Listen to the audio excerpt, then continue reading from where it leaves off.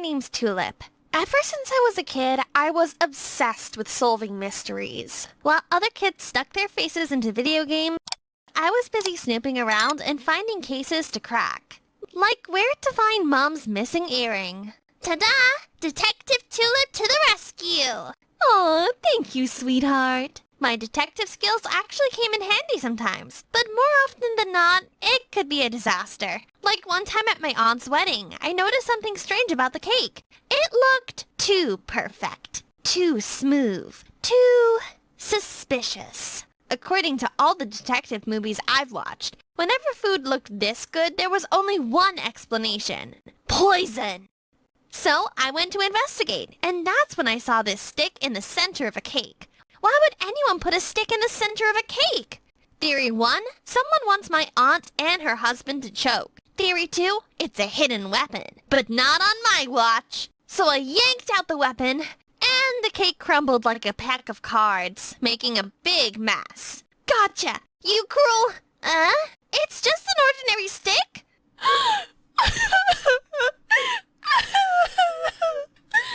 That was a dowel stick! It was holding the cake together!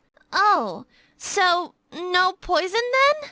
Mom took me home immediately and banned me from doing any more detective stuff. But I wasn't about to give up. Not when my best friend Cherry still believed in me. Even if the rest of our classmates scoffed at my detective adventures, she would always listen with her whole heart. I know you're gonna be like Sherlock. No, even better! You're way too smart. Whatever happened, I knew it'd be alright as long as I got Cherry by my side. And that's why it hurt so much when she had to leave, because her mom got a new job in Asia. How's your new place? It's nice. A bit small, but cute. Aw, Cherry, I miss you so much already. I miss you too, but I promise I'll visit and we'll see each other again soon. And just like that, I was all alone. Everything sucked after that. Without Cherry, my detective adventures didn't seem all that exciting anymore, and my parents were too busy arguing to notice their once lively, fearless detective daughter had become a lifeless blob. I told you to fix a sink! And I told you I don't have magical plumbing powers! I thought I was going to be that emo kid forever. Then I turned 16, and someone came along who changed my life in more ways than one. Meet our new transfer student, Sadiq. The moment I saw him, my long-dormant detective instincts kicked back in. There was something off about him. He barely spoke, always kept to himself. But the strangest part was that he never put down his school bag. Not during class, not at lunch. At first, I thought it was just a weird quirk, but then came the swimming competition that just took it one step further.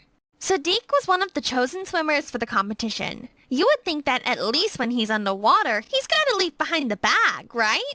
Nope, he just dove straight in. The bag's still strapped on.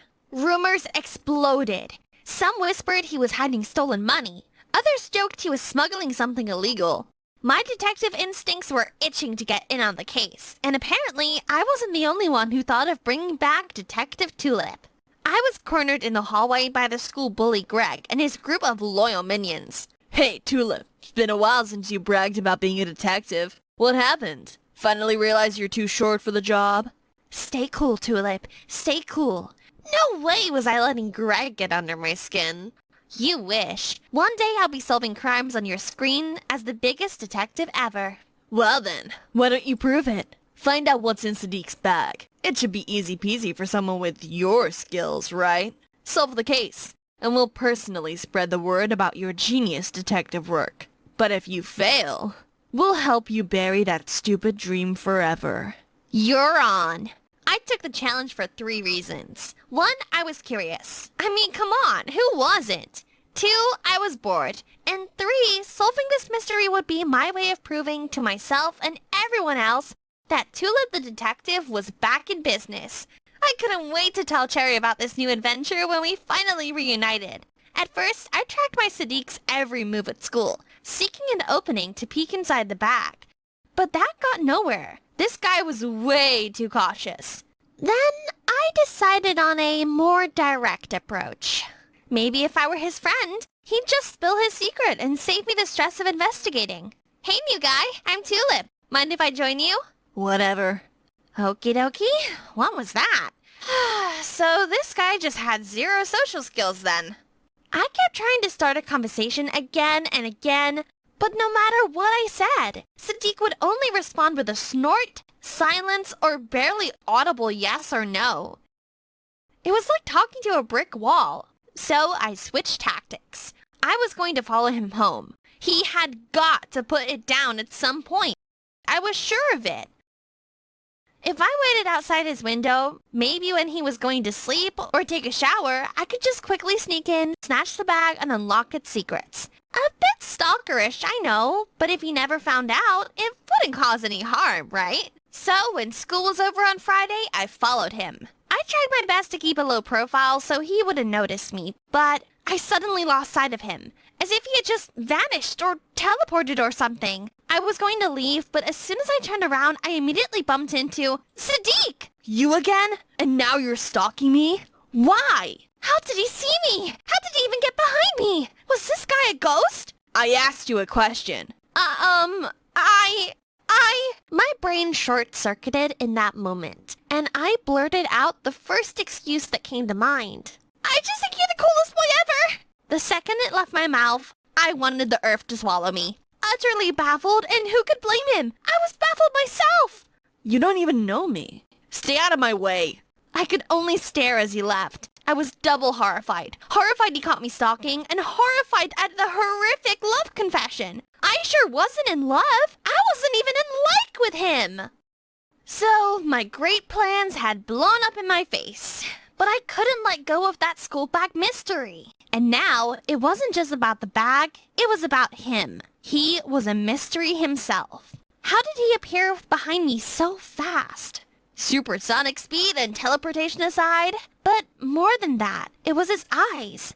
The weight in them. You don't often see that in every high school kid's eyes. I was eager to learn more about him. But you know how they say curiosity killed the cat? Well, mine was about to make me cross a line I'd regret forever. The next day at school, I snuck into the admin's office to get the records, and I took out Sadiq's file. My hands were shaking from excitement and fear of getting caught. But when I read it, shock slammed into me. Sadiq's family went through a fire accident, and it took his little sister's life. The report said that the accident had taken a toll on Sadiq's psyche, and he hadn't been the same since. Sadiq was just a boy, still mourning and hurting over the loss of his little sister. And here I was, selfishly prying into his privacy because I was too fixated on having my detective adventure. My best friend moved away, and that alone shattered me. How much worse was his pain for losing his sister forever? I realized nobody should invade another's privacy just to satisfy their curiosity. So I told Greg I was done. So you're backing out 'cause you're a chicken? No, I just think we should leave him alone. He probably has his own reason that is none of our business.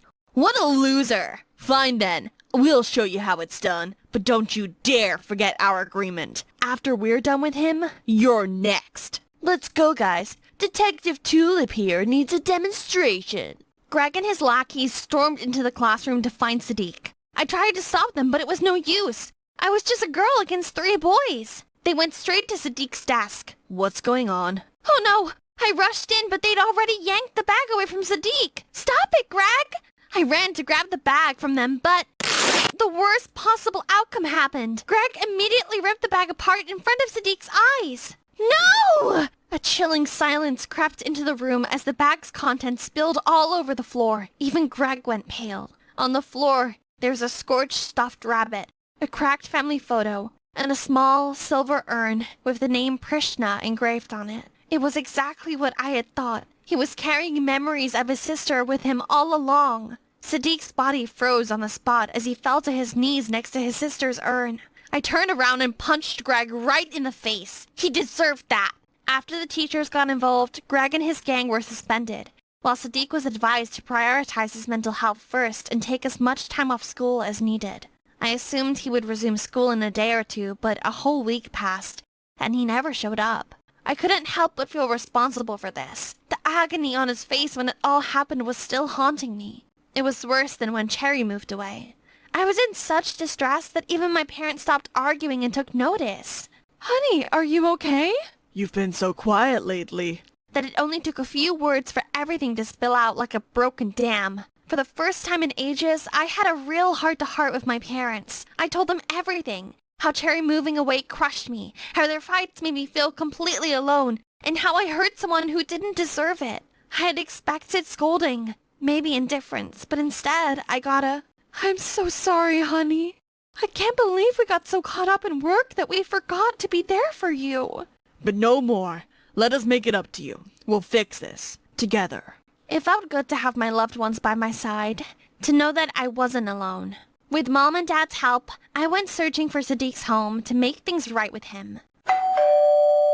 Relief washed over me at the sight of his face. Tulip, what are you doing here? I came to apologize. Please, hear me out. I was worried he would avoid me again. Luckily, his mom kindly let us in with a sweet smile. She even gave us some privacy so I could say what I needed to.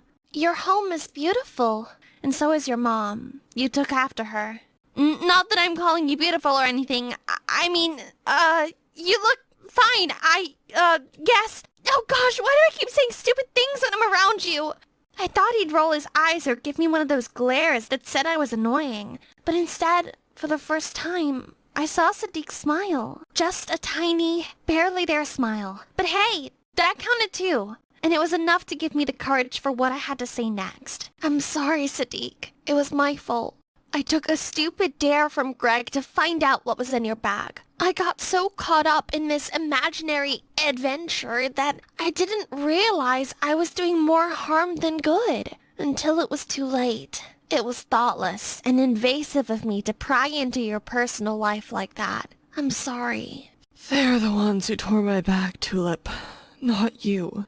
My sister. What happened to her was on me. I was supposed to look after her while Mom was in the hospital. But I was exhausted and I accidentally left the cooker on. There's a sinking feeling in my chest. I couldn't bear to see him trying to take on all the blame by himself. It was an accident, Sadiq. I'm sure your sister wouldn't want to see you torture yourself over and over again because of a past that cannot be changed. After all, she's still with you, right here. Forgive yourself and live on, for her sake too. Sadiq's eyes softened and my heart felt lighter. You're right. I guess I thought the only way to remember her was to carry the weight of my mistake everywhere I went. But turning her memory into a burden, that wouldn't be fair to her. That's not how she'd want to be remembered. Trust me, this wouldn't be letting go or forgetting her. It's living the life your sister would have wanted for the brother she loved. I could tell this was already a huge step forward for Sadiq, which was why I also encouraged him to seek a professional grief counselor to further help the healing process. He was hesitant at first, but after encouragement from both me and his mom, he finally agreed. After that, we became the best of friends who shared tons of happy memories together. I was wondering, if you would love to go bowling this weekend, or the movies, or, I don't know, anything? He promptly looked away, and for a split second, I could have sworn I saw his whole face going red. My detective instincts tell me that perhaps something even more might be blossoming between us soon. Sure, I'd like that.